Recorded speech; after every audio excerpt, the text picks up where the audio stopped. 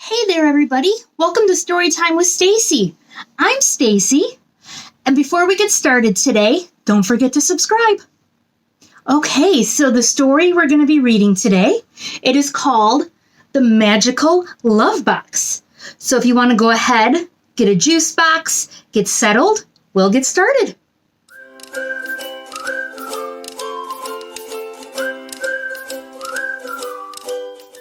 The Magical Love Box, written by Reinhart, illustrated by Shawn, McCann. This is a book where love is shared through the magic of a box. It's a story about giving and receiving. It's a story about magic. It's a story about love. On a sunny day in April, a small package arrived at Jack's house. It was a birthday present for Jack from Kamama, his grandma. Jack was very excited. He liked getting presents. What could be inside the package? He wondered. He could hardly wait for Daddy to come home so the family could celebrate his birthday together. Mommy fixed pizza, his favorite dinner. And after everyone had finished eating, it was finally time for Jack to open his present. Jack's little brother James helped tug on the ribbon, and they both tore off the wrapping paper. At last, the package was open. There, in front of him, was the most colorful box Jack had ever seen. The design on the small wooden box had been carefully painted by native people of El Salvador, a country in Central America, far, far away from where Jack lived.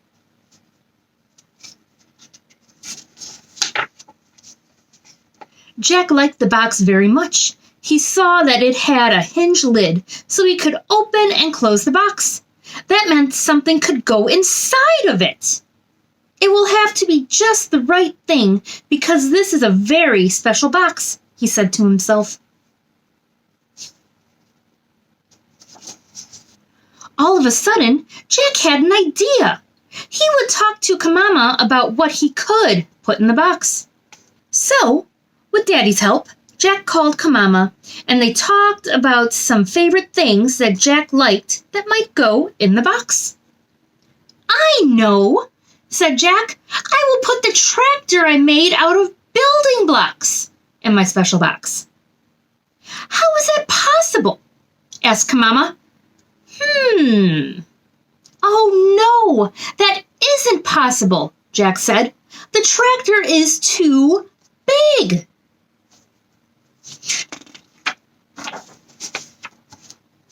I know, said Jack. I will put one of my favorite stuffed animals, the giraffe, in my special box. How is that possible? Asked Kamama. Oh no, that isn't possible, said Jack. The giraffe is too tall. I know, said Jack. I will put my tiny goldfish in my special box. How is that possible? Asked Kamama. Oh no, that isn't possible, said Jack. My fish is small enough, but it needs water to live, and the wooden box is not an aquarium. Jack was stuck. He tried and tried to think of just the right thing to put in the box, but nothing he thought of seemed to work. He shook the box. He held it to his ear. He looked inside it again as he tried to figure out what he most wanted to put inside his box. Kamama told him not to worry, that sometimes it helps to just let it be. And sooner or later, the answer will come. Now Kamama had an idea. How about I come to visit you, Jack? It's been a long time since I've seen you and your brother, she said. We can talk about what to put in the box when I am with you. Jack thought that was a splendid idea. So the next day, Kamama went to the airport to get on a red and yellow airplane.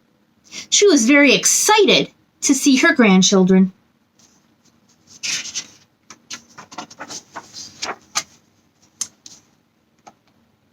late in the afternoon when Kamama arrived at Jack's house. The two brothers had just finished their dinner. The first thing Kamama did was to shower the family with kisses and hugs, saving the extra big hugs for the two boys.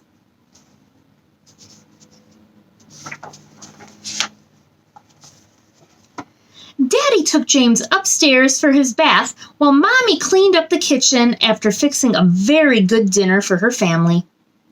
Jack led Kamama by the hand into the living room. He wanted Kamama to read him some books before going up to his bedroom, where he kept his special box.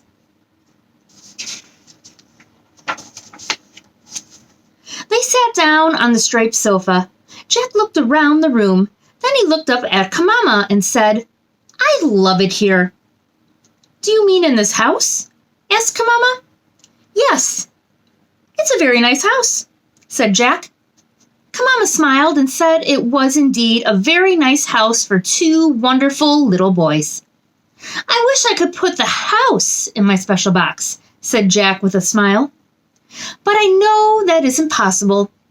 They both giggled at the thought. They read two of Jack's favorite books together, and then it was time for Jack to get ready for bed.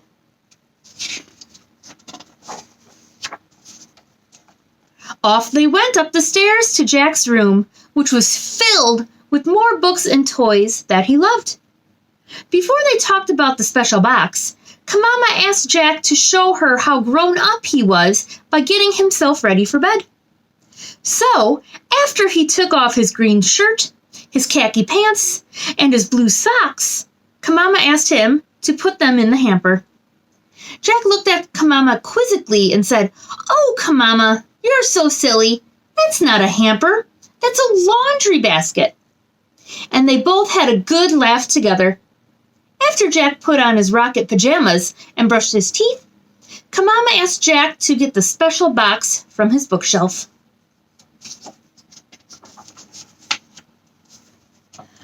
"Oh, finally!" Jack thought. He had been so patient waiting to talk about what to put in the box.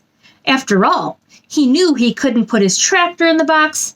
That was impossible. It was too big. He couldn't put his giraffe in the box. That wasn't possible. It was too tall. He couldn't put his fish in the box. That wasn't possible. It needed water. And he surely couldn't put his house that he loved in the box.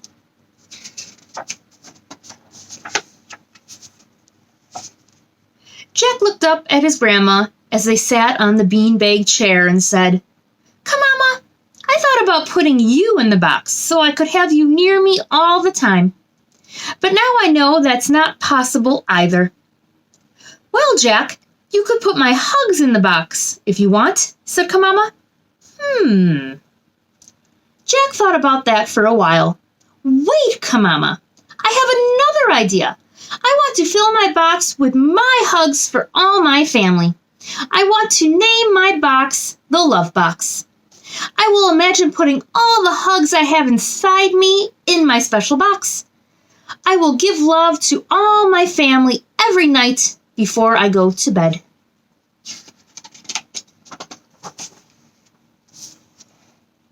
Jack was excited about his plans for the box.